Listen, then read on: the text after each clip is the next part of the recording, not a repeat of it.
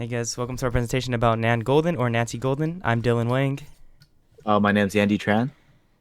And I'm Jasmine Kumari. So I'll be starting on Nancy Golden's upbringing. So her full name is Nancy Golden. She was born in September 12th, 1953.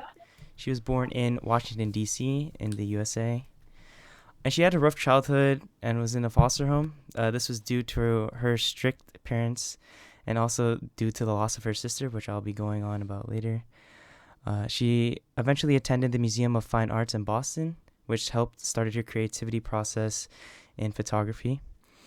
And she's still alive to this day, and she's currently 69 years old. The picture in the bottom right corner is a picture of her camera. This is one of the more infamous cameras that she used during her photography. And the top right picture is another picture of her, and it's called 1 Month After Being Battered. So throughout Golden's childhood, she had a really rough childhood starting at an extremely young age. Again, her family member, her sister, actually died around when she was around 11 years old. She was moved into a foster home around 13 years of age. And due to her being moved into that foster home, she was, moving a lot and she was bouncing around a lot of places. This kind of led her into a life of mischief and extremity. And she found herself attracted to drugs, sex, and violence as like an escape from reality. And I feel like you can see that in a lot of her artwork. But anyways, besides the tragedies and all her hardships, she was able to turn all the bad things into a creative outcome, as known as her photography. The picture that is shown right now is part of her life. It kind of relates to how she, at a young age, she always found like drugs and alcohol as like interesting to her. It shows a little kid smoking or lighting a cigarette for someone, and it kind of resembles how during her young age that she wanted to try getting high or she wanted to try smoking. So there's many influences of art that she had. Some big hitters were Diane Arbus, Lisette Model, and Larry Clark. So the top left picture is Diane Arbus's picture. It's called Young Man in Curlers. I think this picture really resembles a lot in her artwork.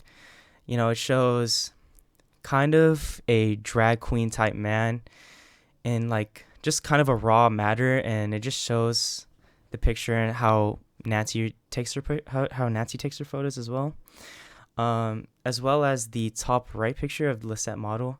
It's called Sleeping on Mount Parnasse in 1938. And I think it also resembles it. It just kind of shows like a raw aspect of life, and it kind of just shows the reality of what's going on. And the art is very it doesn't really cut corners, and it kind of just shows everything how it is.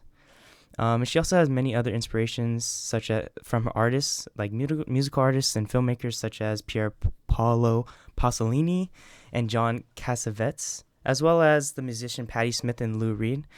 The lady in the bottom right is Patti Smith, and I can see why she was so influenced through her, and it kind of shows in her photography as well. Her music is very resemblant of kind of that hard lifestyle. So some more influences throughout her life, just personally. Her personal life struggles with addiction, of course, and relationships heavily influence her work. She often captured intimate and sometimes controversial moments from her own life and those of her friends and acquaintances, presenting an unflinching and raw portrayal of human experience. And I say this because in a lot of her pictures, it kind of shows her reality. And it also shows a lot of pictures of her. And she has a lot of different galleries. And I think that the picture in the right, the Nan and Brian in bed, is a very good resemblance of kind of her picture taking and how raw things are. And her struggles and her life really relate to everything that goes everything that follows with her pictures. And yeah. Awards, fellowships, and grants. Nancy Golden has received numerous awards and grants throughout her career, including the Hasselblad Foundation International Award in 2007, the Centenary Medal from the Royal Photograph Society in 2018, and the Chev- Chevalier of the Ordre des Arts from the French government in 2019. And on the right, you can see Nancy Golden holding up her award during the Reminder Day AIDS Gala in 2011. Typical subject matter. Golden's work often features intimate and provocative photographs of her friends, lovers, and herself, capturing moments of joy, pain, and vulnerability. Her photographs often depict the queer and trans community, drug culture, and other marginalized groups.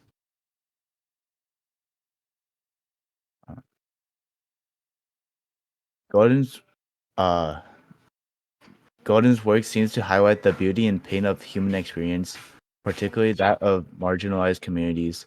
She aims to create a visual diary of her own life and those around her, conveying the intimacy and complexity of relationships and emotions.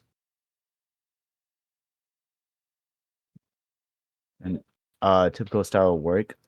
Golden's style is characterized by its intimate and raw portrayal of life, often capturing moments of vulnerability and pain alongside those of joy and celebration.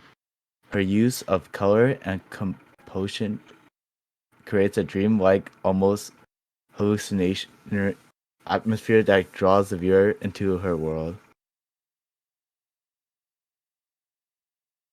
Nancy Golden has worked in various cities around the world, including Boston, Berlin, and Paris, but most of her artwork is from New York.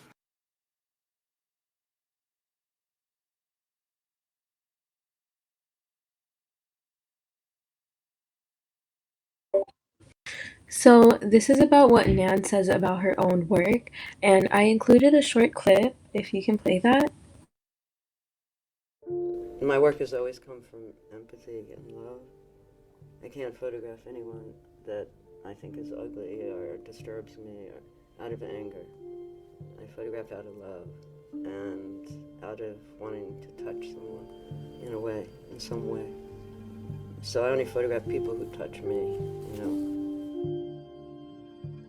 Don't ask the same questions as everyone else.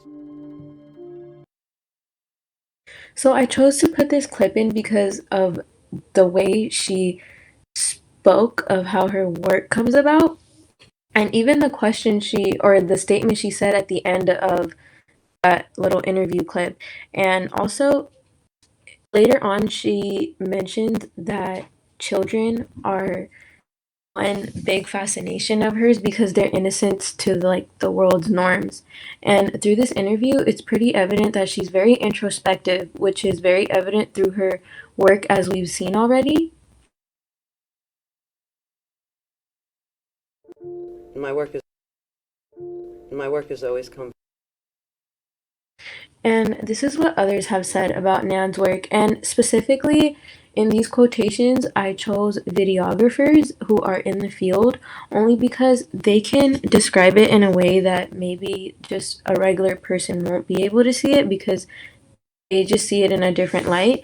And Heather Glazard, I put one of her photography photos in the back of this, and she said that Nan Golden captured LGBTQ people at a time when not many people were, or if they were, it wasn't in a way they deserved. This is something I aim to do through my work. She photographed the same people for years, and this is something I'm doing too with friends. Her work reminds us that if you're existing as part of a minority community, there's a real power in us documenting it through your own experience rather than letting an outsider decide how you're seen.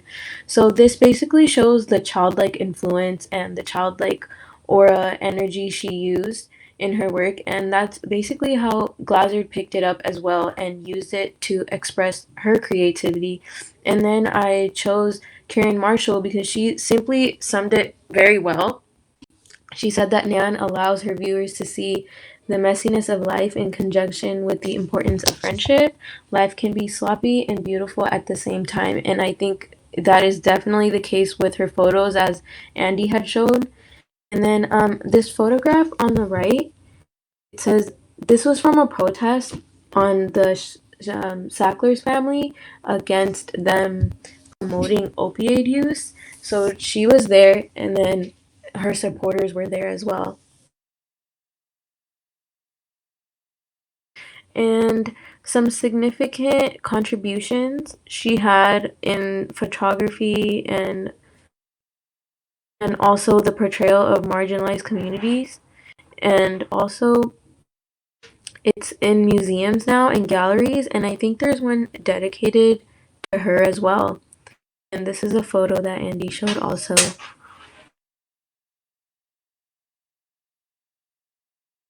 And I just wanted to end off with a quote that we heard already in that small clip that we played.